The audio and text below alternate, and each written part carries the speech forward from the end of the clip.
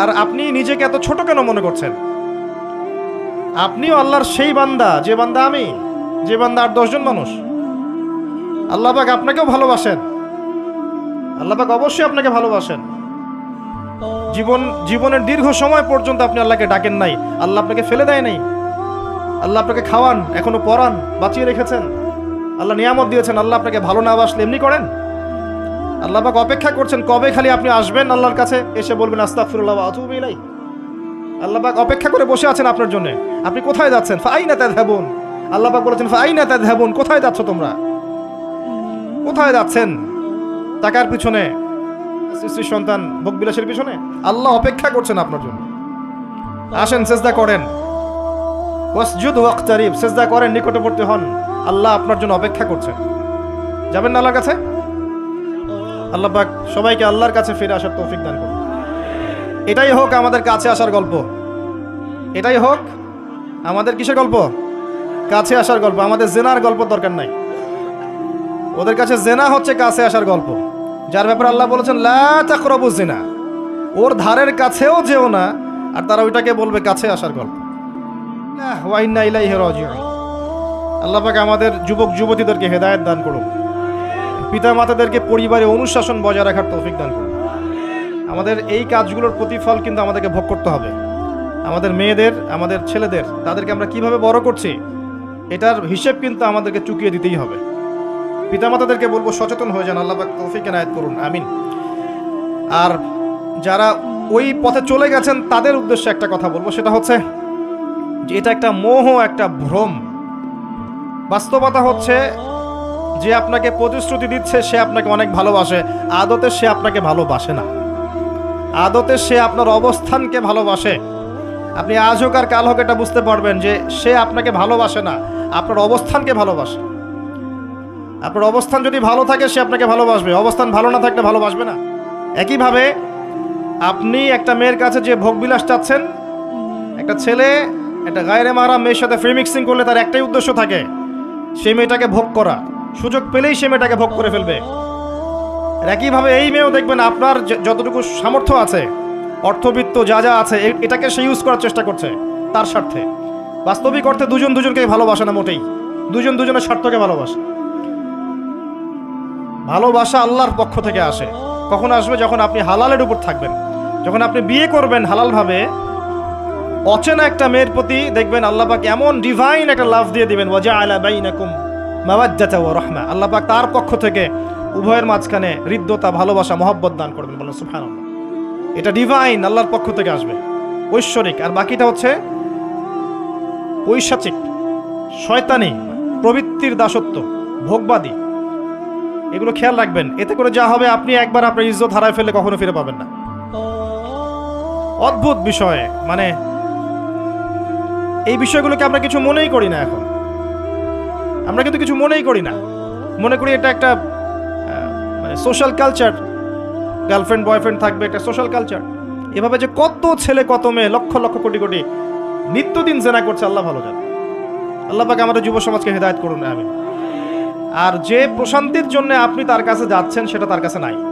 আছে কোরআনের কাছে, প্রশান্তি আছে নবীর সুন্নায়, প্রশান্তি আছে আল্লাহর জন্য সেজদায়। তার আল্লাহর জন্য আল্লাহকে স্মরণ করে আপনি কাঁদবেন, প্রশান্তি পাবেন। আল্লাহর জন্য কিছু কাজ করবেন, তার দিনের কোনো খেদমত করবেন, প্রশান্তি পাবেন। আল্লাহর কোরআনের 10টা আয়াত মুখস্থ করেন, মনে এমন শান্তি আসবে যেটা আপনি কোথাও পাবেন না। আমি চ্যালেঞ্জ করে বলছি আপনাকে, আপনি আল্লাহর কিতাবের আজকে গিয়ে 5টা আয়াত মুখস্থ করেন, অর্থটা পড়বেন, কয়েকবার চর্চা করেন, মানুষকে শোনান, আপনি মনে এমন একটা প্রশান্তি পাবেন যেটা পৃথিবীর কোনো জায়গায় পাবেন না।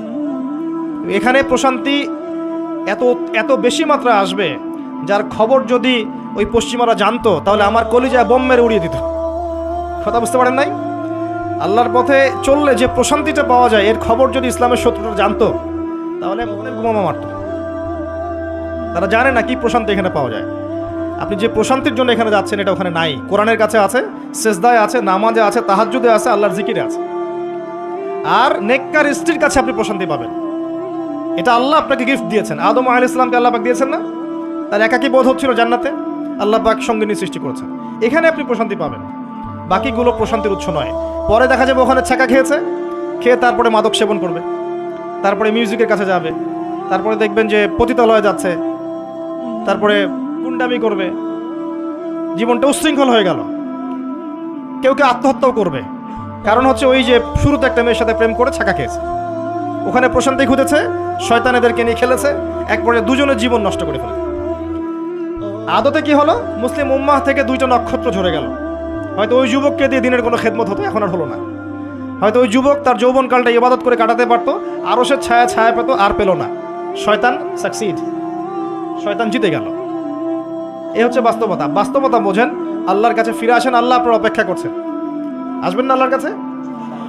এটাই হোক আল্লাহর কাছে আমাদের কাছে আসার গল্প। আল্লাহ পাক আমাদেরকে তৌফিক দান করুন, আল্লাহুম্মা আমিন। নামাজটা ছাড়েন না, যত পাপ করছেন করেন, আমি বলি নামাজ ছাড়েন না। একদিন নামাজই আপনাকে পাপ থেকে বের করে আনবে ইনশাআল্লাহ। শয়তান আপনাকে হতাশ করতে চাইবে, শয়তান আপনাকে হতাশ করতে চাইবে যে তুই তো গার্লফ্রেন্ডের সাথে কথা বললি, রাতের বেলা পর্ন দেখলি, তুই তো ফ্রি মিক্সিংয়ে আছিস, তুই মাদকদ্রব্য খাচ্ছিস, তুই কাজে ফাঁকি মারিস, তুই ট্যাক্স আদায় করিস নাই, দুর্নীতি করছিস, তুই আবার নামাজ পড়বি কেন? শয়তান আপনাকে এগুলো বোঝাবে কিন্তু, যে নামাজ তো আমার শোভা পায় না, আমি তো অনেক পাপী মানুষ। এই ধোকায় পা দিবেন না। আপনি নামাজ কন্টিনিউ করতে থাকেন, ইনশাল্লাহ আল্লাহ পাক আপনাকে পাপ থেকে বের করে আনবেন ইনশাল্লাহ। ওই নামাজটা যদি ছেড়ে দেন তাহলে আর কোনো হাতিয়ার বাকি থাকবে না।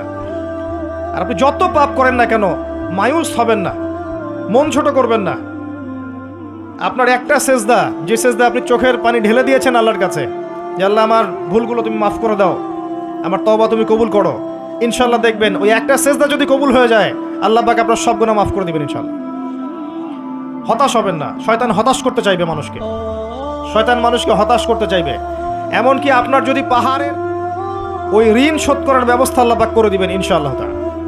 হতাশ হবেন না, নামাজ ছাড়েন না। আর আমি একটা কথা বারবার বলেছি, আবারও বলছি, যে চলমান যে 3G 4G নামাজগুলো চলছে, এগুলো থেকে নিজেকে দূরে রাখবে। সব এখন ডিজিটাল, নামাজও ডিজিটাল। দেখা যায় যে 5 মিনিটের মধ্যে 4 রাকাত নামাজ শেষ, মাশাআল্লাহ। ইমাম সাহেব যদি 10 মিনিট পড়ায় দেয়, তাহলে তো তার চাকরি নট। বোঝেন না? এত তারা, আমার সময় নাই, আমরা ব্যস্ত মানুষ, এত সময় লাগে নামাজ পড়তে? ইমাম সাহেবকে বলছে, কমিটি ইমাম সাহেবকে চার্জ করছে, অথচ ইমামের উল্টে গেছে এখন আর কি। ওইদিকে আসবো আমি। দাসী তার মনিবকে জন্ম দিবে, মানে সমাজের ন্যায় অন্যায়, ভালো মন্দ, হক বাতিলের মানদণ্ড উল্টে যাবে। দাসী কখনো মনিবকে জন্ম দেয়? মানদণ্ড উল্টে যাবে। আসেন, রিল্যাক্সে নামাজ পড়বেন ইনশাআল্লাহ। আল্লাহ পাক তৌফিক দান করুন। নামাজের মধ্যে যা পড়ছেন এটাকে বোঝার চেষ্টা করতে হবে অর্থটা, তখন দেখবেন নামাজে মনোযোগ বাড়বে ইনশাআল্লাহ। তার আগে অজুটাকে ভালো করবেন, রিল্যাক্সে অজু করেন, অজুর অঙ্গগুলোকে সুন্দর করে ধোন। অজু পরিষ্কার হয় না, এই জন্য নামাজে মনোযোগ থাকে না। আর একটা বদ অভ্যাস আমারও আছে, আপনাদের সবারও আছে, আমি জানি। অজুতে আমরা যে পরিমাণ পানি খরচ করি, এই পরিমাণ পানি দিয়ে নবী সাল্লাল্লাহু আলাইহি ওয়াসাল্লাম গোসল করতেন। হ্যাঁ, আর আপনার মাথায় যত চুল আছে তার চেয়ে বেশি চুল ছিল নবী সাল্লাল্লাহু আলাইহি ওয়াসাল্লামের মাথায়। আপনার 2-3 জনের মাথায় যত চুল আছে তার চেয়ে বেশি চুল ছিল নবী সাল্লাল্লাহু আলাইহি ওয়াসাল্লামের মাথায়। তারপরেও তিনি অল্প পানি দিয়ে গোসল করে ফেলতেন। আর আমাদের দেখবেন জারিমানের জোর যত বেশি, তার ট্যাপের স্পিড তত বেশি। জোরে ট্যাপ ছেড়ে দিয়েছে, অজু করতেছে। একজন মানুষের গোসলের পানি দিয়ে একাই অজু করে ফেলে। পানির লেয়ার দিন দিন নেমে যাবে আমাদের এই পাপের কারণে। কুল আরাআইতুম ইন আসবাহা মাউকুম গাওরা, সূরা মুলকের শেষ আয়াত পড়ে দেখেন। বলুন হে নবী, তোমরা যদি কখনো সকালে উঠে দেখো যে পানির স্তর সব নিচে নেমে গেছে, পানি নাই, ফামা ইয়াতিকুম বিমাইন মাইন, কোন সেই সত্তা আছে তোমাদেরকে পানি এনে দিবে, প্রবাহমান পানি? দিন দিন ঢাকা শহর সহ বড় বড় যে সিটিগুলো আছে, এগুলোর পানির লেয়ার নিচে নেমে যাচ্ছে। আমাদের অপচয়ের কারণে এমন হচ্ছে। প্রচুর পানি আমরা অজুতে অপচয় করি। গোসল দেখবেন শাওয়ার নিচ্ছে, ওই যে আমাদের ডিজিটাল ইয়াজুজ আর মাজুজের বাথরুম যেগুলো আছে, পানি চোষা বাথরুম, মানে 10-20 বালতি। হ্যাঁ, আর মহিলা হলে তো কথাই নাই, আরো 10 বালতি এক্সট্রা লাগায়। তো সমস্যা, অজু ঠিক করতে হবে, তারপরে সলাতে মনোযোগ বসবে ইনশাআল্লাহ। আল্লাহ পাক আমাদেরকে সলাত বুঝে আদায় করার তৌফিক দান করুন। মনোযোগ চলে যাবে, যাওয়া আসা করবে, মনোযোগ যাওয়া আসা করবেই, কিন্তু মনোযোগ ধরে রাখার চেষ্টা করতে হবে। ইনশাআল্লাহ তাআলা আল্লাহ পাক যদি ইহসান দান করেন মনোযোগ বাড়বে ইনশাআল্লাহ আযজা ওয়া জাল। আরেকটা টিপস বলবো, সেটা হলো নামাজে সূরাগুলোর মধ্যে ভেরিয়েশন রাখতে হয়। যেমন প্রতিদিন যদি আপনি একই রকম সূরা পড়েন, যে আপনি প্রত্যেক ওয়াক্তেই যদি একই সূরা দিয়ে নামাজ পড়ে থাকেন, দেখবেন মনোযোগটা তুলনামূলক কম পাচ্ছেন। এক এক রাকাতে যদি আপনি ভেরিয়েশন নিয়ে আসেন, সূরার মধ্যে ভেরিয়েশন বোঝেন তো, বৈচিত্র্য নিয়ে আসেন, আপনি দেখবেন মনোযোগ বাড়বে। খেয়াল করে দেখেন। এবং তাসবিহ তাহলিল যেগুলো করছেন, এগুলোর অর্থটার দিকে যদি ফোকাস করেন, মনোযোগ কিছুটা হলেও বাড়বে। আরেকটা কাজ করলে মনোযোগ বাড়বে, প্রত্যেক সেজদায় দোয়া করতে পারলে। সেজদা করছেন, শুধু সুবহান রাব্বিয়াল আ'লা এতটুকু বলে উঠে যাবেন না, কমপক্ষে একটা দুটো দোয়া করেন, একটা দুটো দোয়া করেন সেজদায়। কারণ সেজদায় সবচেয়ে বেশি দোয়া হয়। আল্লাহ রাসূল সাল্লাল্লাহু আলাইহি ওয়াসাল্লাম বলেছেন, বান্দা সেজদায় আল্লাহর যত কাছে থাকে, অন্য কোনোভাবে বান্দা এত কাছে আসতে পারবে না। এবং এখানে তোমরা বেশি বেশি দোয়া করো। নবী সাল্লাল্লাহু আলাইহি ওয়াসাল্লাম বেশি বেশি দোয়া করতে বলেছেন। দোয়ার জন্য হুজুর ডেকে এত খাওয়ানোর দরকার নাই, নিজে দোয়া করা শেখেন, নিজে দোয়া করা শেখেন। নিজের বাবার জন্য, মায়ের জন্য, আপনার আত্মীয় স্বজনের জন্য, আপনার নিজের জন্য, আপনার স্ত্রী সন্তানের জন্য, সমাজের জন্য দোয়া করতে শেখেন। আপনার একটা প্রয়োজন, এই প্রয়োজনটাকে আমি বুঝতে পারবো, ওই আবেগটাকে আমার আসবে। আপনার যেটা প্রয়োজন, আপনার আবেগ আপনার আসবে। আপনার সন্তান অসুস্থ, আমি কি বুঝবো সেই ফিলিংসটা কেমন? আপনি বুঝবেন সেই ফিলিংসটা কেমন। অতএব নিজে আল্লাহর সাথে সম্পর্ক করেন। আর আপনি নিজেকে এত ছোট কেন মনে করছেন? আপনিও আল্লাহর সেই বান্দা, যে বান্দা আমি, যে বান্দা আর 10 জন মানুষ। আল্লাহ পাক আপনাকেও ভালোবাসেন, আল্লাহ পাক অবশ্যই আপনাকে ভালোবাসেন। জীবনের দীর্ঘ সময় পর্যন্ত আপনি আল্লাহকে ডাকেন নাই, আল্লাহ আপনাকে ফেলে দেয় নাই। আল্লাহ আপনাকে খাওয়ান, এখনো পরান, বাঁচিয়ে রেখেছেন, আল্লাহ নিয়ামত দিয়েছেন। আল্লাহ পাক অপেক্ষা করছেন কবে খালি আপনি আসবেন আল্লাহর কাছে, এসে বলবেন আস্তাগফিরুল্লাহ ওয়া আতুবু ইলাইহি। আল্লাহ পাক অপেক্ষা করে বসে আছেন আপনার জন্য। আপনি কোথায় যাচ্ছেন? ফাআইনা তাযহাবুন। আল্লাহ পাক বলেছেন ফাআইনা তাযহাবুন, কোথায় যাচ্ছ তোমরা? কোথায় যাচ্ছেন? টাকার পিছনে, বাড়ি গাড়ি, স্ট্যাটাস, স্ত্রী সন্তান, ভোগবিলাসের পিছনে? আল্লাহ অপেক্ষা করছেন আপনার জন্য। আসেন, সেজদা করেন, ওয়াসজুদ ওয়াকতারিব, সেজদা করেন, নিকটবর্তী হন। আল্লাহ আপনার জন্য অপেক্ষা করছেন। যাবেন না আল্লাহর কাছে? আল্লাহ পাক সবাইকে আল্লাহর কাছে ফিরে আসার তৌফিক দান করুন। এটাই হোক আমাদের কাছে আসার গল্প, এটাই হোক আমাদের কিসের গল্প? কাছে আসার গল্প। আমাদের জেনার গল্প দরকার নাই। ওদের কাছে জেনা হচ্ছে কাছে আসার গল্প।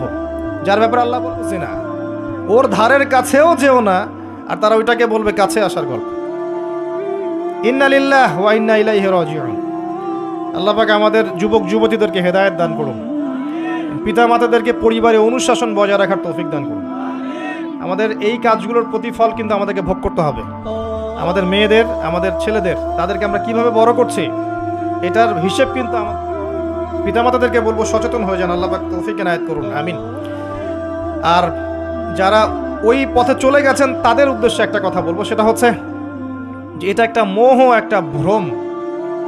বাস্তবতা হচ্ছে যে আপনাকে প্রতিশ্রুতি দিচ্ছে সে আপনাকে অনেক ভালোবাসে, আদতে সে আপনাকে ভালোবাসে না। আদতে সে আপনার অবস্থানকে ভালোবাসে। আপনি আজ হোক আর কাল হোক এটা বুঝতে পারবেন যে সে আপনাকে ভালোবাসে না, আপনার অবস্থানকে ভালোবাসে।